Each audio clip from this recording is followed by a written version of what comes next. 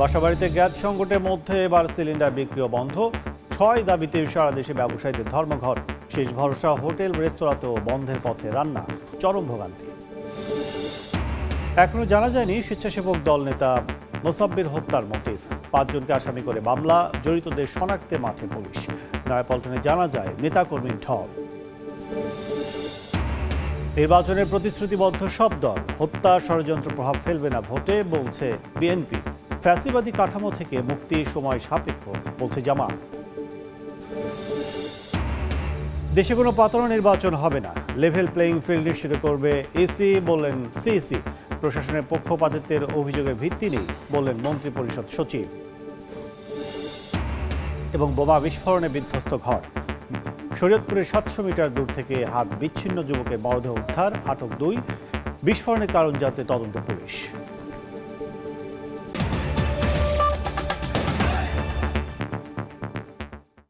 সময় সংবাদের সঙ্গে আছে আমি কাজল আব্দুল্লাহ। বাসাবাড়িতে গ্যাস সংকটের মধ্যে এবার বন্ধ এলপিজি সিলিন্ডার বিক্রিও। নতুন করে দাম সমন্বয় সহ ৬ দাবিতে সারা দেশে ধর্মঘট চলছে ব্যবসায়ীদের। শেষ ভরসা হোটেল রেস্তোরাঁতেও বন্ধের পথে রান্না। এদিকে বাড়তি দাম দিয়েও গ্যাস না পেয়ে চরম ভোগান্তিতে পড়েছেন গ্রাহক। আবাসিকে গ্যাসের সংকটে রান্না প্রায় বন্ধ, ভরসা এলপিজি সিলিন্ডার। এবার বিক্রি বন্ধ সেটিও। গ্যাস ফুরিয়ে যাওয়ায় বাসার জন্য সিলিন্ডার গ্যাস কিনতে দোকানে চাকরিজীবী আব্দুল হালিম। সকাল থেকে দুপুর এলাকার সব দোকান ঘুরেও পাননি গ্যাস। সরকারের যে নির্দিষ্ট রেটটা দিছে ওই রেটেও আমরা পাচ্ছি না, আবার টাকা দিয়েও মূল লিকুইডটা বোতলটাও আমরা পাচ্ছি না। এদিকেও আমরা সমস্যায় পড়তেছি, এদিকেও সমস্যা হচ্ছে। সাধারণ মানুষ দুই দিকেই এখন জাদা গলে পড়ে আছে। একই অবস্থা আরও অনেকেরই। রাজধানী জুড়ে এলপি গ্যাসের দোকানই বন্ধ। কিছু দোকান খোলা থাকলেও পড়ে আছে খালি সিলিন্ডার। বাড়তি দাম দিয়েও গ্যাস না পেয়ে চরম বিপাকে গ্রাহক। কোনো জায়গায় গ্যাস পাচ্ছি না, সকাল থেকে খুঁজতাছি বেন নিয়ে। এক জায়গায় গ্যাসের জন্য গেছি, গ্যাস পাইছি না। এখানেও গ্যাসের জন্য আসছি অনেকক্ষণ ধরে, গ্যাস পাইতেছি না, লাইনেও গ্যাস নাই। ব্যবহার করছে, এখন বর্তমানে গ্যাসের দাম বাড়তি দেখে কিনতে আর না। গ্যাস সংকটে যাদের ভরসা ছিল হোটেল রেস্তোরাঁ, এলপি গ্যাস সংকটে সেখানেও বন্ধের পথে রান্নাবান্না। লাকি দিয়ে এমনি ইট দিয়ে এভাবে সেভাবে মানে করে রান্না করে কোনো রকম ডাল ভাত বা খিচুড়ি এভাবে রান্না করে খাওয়া হচ্ছে। রুটি স্ট্যান্ড বন্ধ থাকে, পরোটা স্ট্যান্ড বন্ধ থাকে, কাস্টমার ওইটা জায়গা ঠিক আছে, কাস্টমারের যে চাহিদা ওইটা আমরা মিটাইতে পারতাছি না। এলপি গ্যাস ব্যবসায়ী সমিতির ডাকা দেশব্যাপী সরবরাহ ও বিপণন বন্ধের ঘোষণায় চরম বিপাকে পড়েছেন সাধারণ মানুষ। দাম পুনর্নির্ধারণের দাবি ব্যবসায়ীদের। বিআরসি যে রেট দিচ্ছে, এই রেটে আমাদের গ্যাস বেচা কোনো অবস্থায় সম্ভব হচ্ছে না। ডিস্ট্রিবিউটারদের 1300 টাকা নির্ধারণ করছে, আমাদের 1306 টাকা আমাদের কিনে হয়, কোনো কমিশন নাই। তাহলে আমরা কিভাবে বিক্রি করি বলেন আপনি? ভোক্তা অধিকার সংরক্ষণ অধিদপ্তরের অভিযানকে হয়রানিমূলক আখ্যা দিয়ে বিইআরসি কোম্পানি এবং ব্যবসায়ীদের সঙ্গে বসে সমস্যা সমাধানের আহ্বান সমিতির নেতাদের। শাবাব ওয়াসি, সময় সংবাদ, ঢাকা। এলপি গ্যাসের দাম বাড়িয়েও বাজার নিয়ন্ত্রণে ব্যর্থ সরকার। জ্বালানি বিশেষজ্ঞ বলছেন, ব্যবসায়ীদের সঙ্গে সরকারের যোগসাজশের কারণেই এমন অবস্থার সৃষ্টি হয়েছে। এলপিজি আমদানিকারকদের সংগঠন লোয়াব বলছে, ব্যবসায়ীদের চাহিদা মতো সুবিধা দিলে আগামী মাসে স্বাভাবিক হতে পারে বাজার। সরবরাহ সংকটে ১২৫০ টাকার এক সিলিন্ডার গ্যাসের দাম উঠে গেছে ২৪০০ টাকায়। এর মধ্যেই রোববার ১২ কেজির সিলিন্ডারের দাম বাড়ানো হয়েছে ৫৩ টাকা। মূল্য হবে ১৩০৬ টাকা। নির্ধারিত মূল্যে গ্যাস বিক্রি না হয় গেল মঙ্গলবার এর দায় খুচরা পাইকারদের কাঁধে চাপান জ্বালানি উপদেষ্টা। এই দাম যে অস্বাভাবিক যে হয়েছে, এটা একটা কারসাজির মাধ্যমে করা হয়েছে এবং সরকার এই জন্য ব্যবস্থা নিচ্ছে। দামের উত্তাপে পুড়তে পুড়তে বন্ধই হয়ে গেল এলপি গ্যাসের সরবরাহ। বৃহস্পতিবার সকাল থেকে বিক্রি বন্ধ রাখা এলপি গ্যাস ব্যবসায়ী সমবায় সমিতির দাবি, ২৪ ঘন্টার মধ্যে দাম সমন্বয় করতে হবে। বাজারে কেন এমন পরিস্থিতি প্রশ্নের জবাবে তীব্র সরবরাহ সংকটকে দায়ী করছেন ডিলার। আমরা কোম্পানি থেকে মাল আনবো, বক্তা পর্যায়ে পৌঁছায় দেবো, এটাই আমাদের কাজ। ৩০ টাকার মধ্যে ২৫টা কোম্পানিতেই মাল নাই। এখন এই ২৫টা কোম্পানির গ্রাহকগুলো কোথায় যাবে? এলপিজি আমদানিকারকদের সংগঠন লোয়াব বলছে, সরকার ব্যবসায়ীদের দাবি মেনে আমদানি সহজ করলে আগামী মাসে কাটতে পারে চলমান সংকট। সিলিন্ডারের জন্য খুব একটা বেশি অসুবিধা আছে বলে মনে হয় না। তবে আমার একটা ধারণা, এই পারমিশনগুলি সবগুলো দিয়ে দিলে আগামী মাস থেকে যদি আমরা ফেব্রুয়ারি মাসে যদি জানুয়ারি মাস তো আর কোনো জাহাজ যদি ইম্পোর্ট করে নিয়ে আসতে পারি, ফেব্রুয়ারিতে চলে আসবে। মিড অফ ফেব্রুয়ারি থেকে it will be easier. Policy support যারা করবেন ওনারা যদি না আসে, এগিয়ে না আসে, এই দায় তো আমরা নিতে পারি। বাজারে এমন অরাজকতার জন্য সরকার ব্যবসায়ী যোগসাজশকেই দায়ী করছেন ক্যাবের জ্বালানি উপদেষ্টা। এটা তো সরকারেরই সমস্যা, বছরের পর বছর, দিনের পর দিন একই জিনিসের পুনরাবৃত্তি হচ্ছে।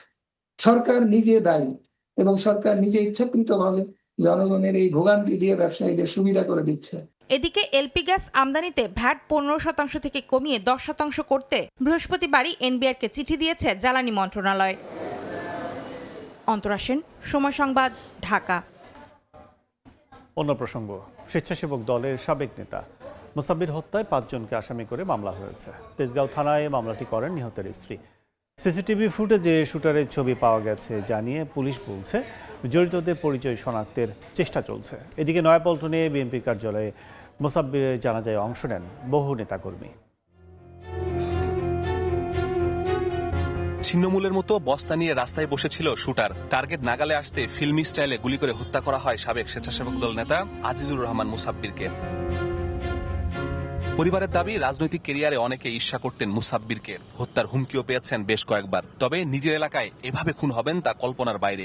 এ ঘটনায় তেজগাঁও থানায় 5 জনকে অজ্ঞাত আসামি করে মামলা হয়েছে। তার অনেক শত্রু আছে, যে কোনো সময় মেরে ফেলবে, যে কোনো সময় যে কোনো একটা দুর্ঘটনা ঘটে যাবে। মানে যাই হবে, মানে বাহিরে রাস্তায় হবে, বাসায় কখনো ওর কোনো সমস্যা হবে না। এগুলো দুর্ঘটনা ঘটলে রাস্তাটাই ওর জন্য রিস্কি। বিচার বদলে বিচার, যেভাবে খুশি গুলি করছে ওইভাবে যাতে এরকম মাঝখানে রেখে গুলি করা হয়। এদিকে ঢাকা মেডিকেলের মর্গে মুসাব্বিরের মরদেহের ময়নাতদন্ত সম্পন্ন হয়। সকাল থেকেই হাসপাতালে ভিড় করেন রাজনৈতিক সহযোদ্ধারা। অভিযোগ করেন কমিটিতে বড় পদ, কাউন্সিলর নির্বাচন করতে চাওয়ায় কাল হয়েছে তার। দলের হোক আর বিরোধী দলের হোক, যে কোনো দলের হোক, কিন্তু এটা হলো পলিটিক্যাল একটা দ্বন্দ্ব থাকতে পারে। রাজনৈতিক জীবনে হয়তো বা কারো ভালো লাগে নাই, হয়তো বা কারো হিংসার কারণ হয়েছে, কারো প্রতিহিংসার কারণ হয়েছে। পুলিশ বলছে সিসিটিভি ফুটেজ দেখে একজন শুটারের ছবি পাওয়া গেছে। চলছে পরিচয় শনাক্তের চেষ্টা। পাশাপাশি রাজনৈতিক কারণে হত্যা কিনা তাও খতিয়ে দেখা হচ্ছে। যে দুজনের কথা বললেন, যাদেরকে দেখা যাচ্ছে, এদের ব্যাপারে আমরা এখনো কনক্রিট কোনো ইয়েতে যেতে পারি নাই। তাদের পরিচয়টা ফাইন্ড আউট করার চেষ্টা আমাদের এখনো অব্যাহত রয়েছে। আমাদের থানার টিম, ডিবির টিম, র্যাবের টিম সবাই আমরা চেষ্টা করতেছি যার ফেসটা দেখা যাচ্ছে তার পরিচয়টা খুঁজে বের করার। চাঁদাবাজির ইস্যু, রাজনৈতিক ইস্যু, এই সকল ইস্যু নিয়েই আমরা কাজ করছি। বেশ কিছুদিন যাবত তিনি তার স্ত্রীকে বলেছেন তার অনেক শত্রু, যে কোনো সময় ওনার একটি আক্রমণ আসতে পারে ওনার উপরে, কিন্তু উনি পুলিশের কোনো সহায়তা বা এই সংক্রান্ত কোনো জিডি করেননি। ময়নাতদন্তের পর মরদেহ নেওয়া হয় বিএনপির কেন্দ্রীয় কার্যালয় নয়াপল্টনে। এ সময় বিএনপির সিনিয়র নেতারা 24 ঘন্টার মধ্যে হত্যাকারীদের গ্রেফতারের দাবি জানান। ঘোষণা করা হয় শনিবার সারা দেশে বিক্ষোভ কর্মসূচি। ইনশাআল্লাহ ওই সকল সন্ত্রাসীদের প্রতিহত করে আমরা আগামী দিনে পার্লামেন্ট বাংলাদেশে এগিয়ে যাব। পরে সেখানে অনুষ্ঠিত হয় জানাজা। কাউন্সিলর নির্বাচন, এলাকার জনপ্রিয়তা, এই 3 কারণে মুসাব্বিরকে হত্যা করা হয়ে থাকতে পারে বলে এখন পর্যন্ত ধারণা করা হচ্ছে। তবে আসল রহস্য উদ্ঘাটন হবে তখনই যখন গ্রেফতার হবে সিসিটিভিতে দেখা যাওয়া সেই শুটার। মাসুদুর রহমান, সময় সংবাদ, ঢাকা। এই মুহূর্তে বাংলা মোটরে আছেন সহকর্মী মাসুদুর রহমান, সরাসরি যাচ্ছি তার কাছে। স্বেচ্ছাসেবক দল নেতা মুসাব্বিরের মরদেহ ময়নাতদন্তের পর বিএনপির কেন্দ্রীয় কার্যালয় নয়াপল্টন থেকে কারওয়ানবাজার জামে মসজিদে নেয়ার জন্য রওনা করেছে এবং এটি এখনো পথিমধ্যে আছে। এবং সেখানে বাদ আসর আরও একটি জানাজা অনুষ্ঠিত হবে এবং সেখানে যেহেতু তার বেড়ে ওঠায় কারওয়ানবাজার এবং তার আশপাশের এলাকা, এবং সে যে মসজিদে আরেকটি জানাজা হবে সেই মসজিদের অপোজিট পাশের যে গলি, সেই গলিতেই তাকে নির্মমভাবে হত্যা করা হয় এবং সেখানেই তার বাসা এবং সেখানেই তার প্রত্যেক নিবাস, সেখানেই তার বেড়ে ওঠা। সেখানেই যেহেতু লোকজন আছে অনেকেই দীর্ঘদিন ধরে সেখানে থাকেন, তারা সেই জানাজায় অংশগ্রহণ করবেন। এবং পাশাপাশি এর আগে যে বিএনপির নেতারা তার যে জানাজায় অংশগ্রহণ করেছিল সেখানেও তারা 2টি দাবি করেছে। একটি হচ্ছে যে 24 ঘন্টার মধ্যে তাকে হত্যাকারীদের গ্রেফতার করতে হবে এবং যদি হত্যাকারীদের গ্রেফতার না করা হয় তাহলে কঠোর কর্মসূচির হুঁশিয়ারি তারা দিয়েছে এবং এরই অংশ হিসেবে শনিবার সারা দেশে বিক্ষোভ কর্মসূচি ঘোষণা করা হয়েছে। আর তার হত্যার বিষয়ে যে তদন্তটি চলছে পুলিশের পক্ষ থেকে, এর পাশাপাশি র্যাব, ডিবি সহ পুলিশের সকল ইউনিট এবং অন্যান্য যে সকল গোয়েন্দা সংস্থা আছে তারাও চেষ্টা করছে যেই 2জন শুটার তাকে গুলি করেছে তাদের তাদের ছবি সিসিটিভি ফুটেজ থেকে সংগ্রহ করা হয়েছে এবং তারা কখন এই এলাকায় প্রবেশ করেছে, কখন বের হয়ে গিয়েছে, এর আগে এখানে রেকি করেছে কিনা, এই ফুটেজগুলো তারা সংগ্রহ করছে এবং সংগ্রহ করে এই দুজন শুটারের সাথে অন্য যারা শুটার রয়েছে, যারা তালিকাভুক্ত শুটার এবং ঢাকায় বিভিন্ন সময় অপরাধ কর্মকাণ্ড সংগঠিত করেছে, তাদের চেহারার সাথে মিল রেখে এবং মিল করে এবং সেই তথ্যগুলো যাচাই বাছাই করে এই শুটারকে ধরার জন্য যে তাদের যে তদন্ত সেটি তারা চালিয়ে যাচ্ছে। তো এখন পর্যন্ত তাদের পরিচয় শনাক্ত করতে পারেনি পুলিশ, তবে তারা চেষ্টা করছে সেই পরিচয় শনাক্ত করে তাদের দ্রুততম সময়ে গ্রেফতার করার যে প্রক্রিয়া সেটি তারা অব্যাহত রেখেছে। এই ছিল আসলে আমার কাছে মুসাব্বির হত্যার সর্বশেষ তথ্য। এখন সরাসরি ছিলাম বাংলা মোটরে।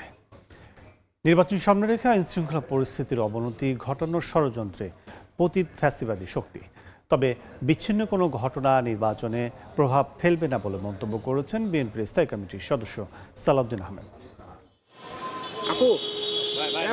নির্বাচনকে সামনে রেখে দেশের আইন শৃঙ্খলা পরিস্থিতির অবনতি ঘটাতে পতিত ফ্যাসিবাদী শক্তি ষড়যন্ত্রে লিপ্ত বলে অভিযোগ করেছেন বিএনপির স্থায়ী কমিটির সদস্য সালাউদ্দিন আহমেদ। বৃহস্পতিবার দুপুরে গুলশানে বিএনপি চেয়ারপারসনের কার্যালয়ের সামনে এই অভিযোগ করে সালাউদ্দিন আহমেদ বলেন, বিচ্ছিন্ন কিছু ঘটনায় নির্বাচনে কোনো প্রভাব পড়বে না। আমি মনে করি এখন সকল রাজনৈতিক দল এক জায়গায় উপনীত হয়েছে, তারা একটি সুষ্ঠু নিরপেক্ষ নির্বাচনের জন্য সবাই আন্তরিক। পতিত ফ্যাসিবাদী শক্তির কিছু কিছু ষড়যন্ত্র এখনো তারা চালু রেখেছে, যাতে নির্বাচনকে বাধাগ্রস্ত করতে পারে, কণ্ঠকাঠিন্য করতে পারে, গণতন্ত্রের উত্তরণের পথটাকে সহজতর না করতে পারে, কিন্তু তাদের সেই প্রচেষ্টা কখনো সফল হবে না। এদিকে দেশে ফেরার পর প্রথমবারের মতো উত্তরাঞ্চল সফরে যাচ্ছেন বিএনপির ভারপ্রাপ্ত চেয়ারম্যান তারেক রহমান। তার এ সফরে নির্বাচনী আচরণবিধি লঙ্ঘন হবে না বলেও জানান দলটির এই নেতা। শহীদদের প্রতি বিনম্র শ্রদ্ধা নিবেদন করা এবং তাদের কবরে জিয়ারত করা, এটা জাতির প্রত্যাশা। গণঅভ্যুত্থানের শহীদদের আমরা ধারণ করি এবং আমাদের সেই জাতিকে ঊর্ধ্বে তুলে ধরতে হবে, তার জন্যেই তার যাওয়া। এখানে নির্বাচন আচরণবিধির কোনো বিষয় নেই, এই দৃষ্টিকোণ থেকেই আমরা দেখি এবং সবাইকে অনুরোধ করব যেন 2024-এর ছাত্র গণ অভ্যুত্থানের মর্যাদাকে আমরা প্রশ্নবিদ্ধ না করি। আসন সমঝোতা ও দলীয় শৃঙ্খলা প্রসঙ্গে সালাউদ্দিন আহমেদ বলেন, বড় দলে প্রত্যাশা থাকলেও সবার দাবি পূরণ করা সম্ভব নয়। বিদ্রোহী ও স্বতন্ত্র প্রার্থীদের বিষয়ে সাংগঠনিক ব্যবস্থা নেওয়া হচ্ছে বলেও জানান তিনি। আমাদের অনেক যোগ্য প্রার্থীকে আমরা বলতে গেলে বঞ্চিত করেছি। আফজাল হোসেন, সময় সংবাদ, ঢাকা। ফ্যাসিবাদী কাঠামো থেকে বেরিয়ে আসতে এত কম সময় যথেষ্ট নয় বলে মন্তব্য করেছেন জামায়াতের সহকারী সেক্রেটারি জেনারেল এহসানুল মাহবুব জুবাই। সকালে রাজধানীর সিরডাব মিলনায়তনে অন্তর্ভুক্তিমূলক গণতন্ত্র ও সংখ্যালঘুদের অধিকার এবং নির্বাচনী অঙ্গীকার শীর্ষক আলোচনা সভায় কথা বলেন জামায়াতের নেতা। ফ্যাসিবাদী কাঠামো থেকে বের হতে না পারায় মব ভায়োলেন্স সংঘটিত হওয়ার পেছনে অন্যতম কারণ বলে মন্তব্য করেন তিনি। এ সময় দেশে নতুন ফ্যাসিজমের উত্থান ঠেকাতে সরকার এবং রাজনৈতিক দলের যৌথ উদ্যোগ নেয়ার তাগিদ দেন বিশিষ্টজনরা। অসাধারণ ভূমিকা পালন করেছে এবং ডক্টর ইউনূসের যে গত 16 বছরে ফ্যাসিবাদ বাংলাদেশে শুধুমাত্র রাষ্ট্র কাঠামোতে, রাজনীতিতে, অর্থনীতিতে, সমাজে বা ধর্মে বিভাজন আনে নাই, একটা চরম ক্ষতি করে গিয়েছে। এটা থেকে বেরিয়ে আসার ক্ষেত্রে যে সময়টা আমরা পাস করেছি 100 বছরের চেয়ে একটু বেশি সময়, এটা আসলে যথেষ্ট নয়। এই যে মবটা হচ্ছে, বিভিন্ন ঘটনাগুলো ঘটছে, তার কারণ হচ্ছে এটাই। কিভাবে সম্ভব এই হাজার হাজার মানুষ খুন হয়েছে, গুম হয়েছে, আহত হয়েছে, পঙ্গু হয়েছে, আয়নাঘর হয়েছে, এই ট্রমা থেকে বেরিয়ে আসতে একটা জাতির সময় লাগে। আগের মতো এবার পাতানো নির্বাচন হবে না উল্লেখ করে সবার জন্য লেভেল প্লেইং ফিল্ড নিশ্চিতের আশ্বাস দিয়েছেন প্রধান নির্বাচন commissioner AMM Nasir Uddin. Appeal কার্যক্রম পরিদর্শনে এসে কথা বলেন তিনি। ভোটের মাঠের অনাস্থা নিয়েই ইসিতে আপিল করতে আসছেন যাচাই বাছাইয়ে বাদ পড়া সম্ভাব্য প্রার্থীরা। আপিলের শেষ দিন আগামীকাল। ক্রেডিট কার্ডের সমস্যায় ঋণ খেলাপি বলে তারা বাতিল করেছে। 10 জনের মধ্যে 9 জনের সম্মতি পেয়েছেন, তারা স্বাক্ষর করেছেন, কিন্তু একজন স্বাক্ষর উনি ভয়ে বলেছে আমি স্বাক্ষর করিনি।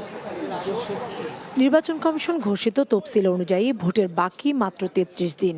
এমন সময় এসে এসব অভিযোগ, মনোনয়নপত্র বাতিল হওয়া প্রার্থীদের লেভেল প্লেইং ফিল্ড নিয়ে অনিশ্চয়তার কথা জানালেন তারা। বলছেন এ কারণে আপিলের জন্য দেশের বিভিন্ন প্রান্ত থেকে ছুটে আসতে হয়েছে ভোটে অংশ নিতে চাওয়া সম্ভাব্য প্রার্থীদের। ব্যাংক হিসাব যেটা সেটা পুরাতন দেওয়া হয়েছে ভুলবশত, এত ছোট একটা ভুল চাইলেই তিনি এটা ওইখানে সমাধান করতে পারতেন। 3 তারিখ যে বাছাই পর্ব ছিল ওই দিন আমাদেরকে একটু সুযোগ দিলেই হইতো। আমি মনে করি এটা আমার উপরে বৈষম্য করা হয়েছে, এটা অনেক জায়গায় দেশে সুযোগ দিয়েছে। আমার কাছে মনে হয় একটা দলের পক্ষই এক কাজ করতেছে, আমার কাছে এমনটা মনে হচ্ছে। বৃহস্পতিবার চতুর্থ দিনের মতো নির্বাচন কমিশনে চলছে ত্রয়োদশ জাতীয় সংসদ নির্বাচনে রিটার্নিং কর্মকর্তাদের দেয়া সিদ্ধান্তের বিরুদ্ধে আপিল আবেদন। এরপর এসব আপিলের পক্ষে বিপক্ষে শুনানি করবে নির্বাচন কমিশন। শুনানির জন্য রাখা হয়েছে 9 দিন সময়। ইসির শুনানিতে আপিল আবেদন নিষ্পত্তি না হলে আদালতের দ্বারস্থ হতে পারবেন সংক্ষুব্ধরা। বৃহস্পতিবার সকালে আগারগাঁ নির্বাচন কমিশনে আপিল আবেদনের বুথ পরিদর্শনে এসে সিএসি জানান সকলের জন্য লেভেল প্লেইং ফিল্ড নিশ্চিত করা হবে। বললেন আগের মতো কোনো পাতানো নির্বাচন হবে না। যারা আপিলে যখন আমাদের কাছে আসবে আমরা আমাদের আইন অনুযায়ী যা করার আমরা কমিশন থেকে সিদ্ধান্ত দেব এবং একদম সম্পূর্ণ রকমভাবে ন্যায় বিচার আমরা করার সর্বোত্তম চেষ্টা আমরা করবো এবং ন্যায় বিচারই হবে। কোনো পাতানো নির্বাচন হবে না, রাজপথে আমারও দরকার হবে না। কোনো পাতানো নির্বাচন দেশে ইনশাল্লাহ হবে না। শুক্রবার আপিল আবেদনের শেষ দিন। কাউসার চৌধুরী কুমু, সময় সংবাদ, ঢাকা। বর্তমান মাঠ প্রশাসনের কর্মকর্তাদের দিয়েই সুষ্ঠু নিরপেক্ষ নির্বাচন করা সম্ভব বলে মন্তব্য করেছেন মন্ত্রিপরিষদ সচিব শেখ আব্দুর রশিদ। দুপুরে সচিবালয়ে কথা বলেন তিনি। বলেন নির্বাচন সামনে রেখে প্রশাসনের বিরুদ্ধে পক্ষপাত করার যে অভিযোগ রয়েছে তা ভিত্তিহীন। প্রশাসনের কারো বিরুদ্ধে সুনির্দিষ্ট অভিযোগ থাকলে ব্যবস্থা নেওয়ার কথাও জানান মন্ত্রিপরিষদ সচিব। ঢালাওভাবে তো কিছু না, আমরা সাধারণভাবে মনে করছি যে তারা প্রস্তুত আছেন, যোগ্য আছেন। কোনো ত্রুটি থাকে আমাদের বা প্রশাসনে বা অন্য কোনো লেভেলে আমরা সেটা সমাধানের চেষ্টা করব। নির্বাচন কমিশন যদি কনভিন্সড হয়, তারা যদি মনে করেন যে হ্যাঁ রদবদল প্রয়োজন, তাহলে তারা বলবেন, তখন আমরা সেটা বিবেচনা করব, সেইভাবে ব্যবস্থা নেব। বঙ্গোপসাগরে ফিশিং বোটে নিষিদ্ধ ট্রলিং জাল ব্যবহার করে মাছ আহরণ ও জাল তৈরির মূল হোতা ভারতীয় জেলে পণ্ডিত বিশ্বাসকে আটক করেছে কোস্টগার্ড। আটক করা হয়েছে বাংলাদেশের 6 কারিগরকেও। জব্দ করা হয়েছে 36 লাখ টাকা মূল্যের 12টি অবৈধ ট্রলিং জাল।